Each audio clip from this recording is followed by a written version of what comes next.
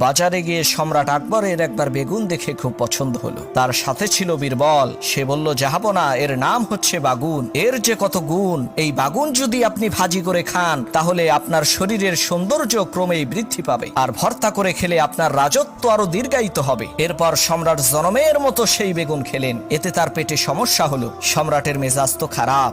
বীরবল বলল, জাহাপনা, আপনার মন খারাপ কেন? সম্রাট বলে, আরে বেটা, তুমি কি তরকারি খাওয়াইলা? পেটের ব্যথায় অস্থির হয়ে গেছি। বীরবল বলে, জাহাপনা, ওইটা কোনো তরকারি হইল নাকি? ওর নাম তো বেগুন। ওর তো কোনো গুণই নাই, আছে শুধু চুলকানি।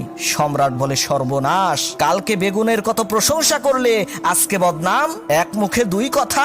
বীরবল বলে, জাহাপনা, কিছু মনে করবেন না, আমি তো আর বেগুনের চাকরি করি না, আমি করি জাহাপনার চাকরি। আপনি গতকালকে বেগুনকে ভালো বলেছেন, তাই আমিও ভালো বলেছি। আজকে আপনি খারাপ বলছেন, আমি কি ওই খারাপ জিনিসকে ভালো বলে কল্লা হারাবো নাকি?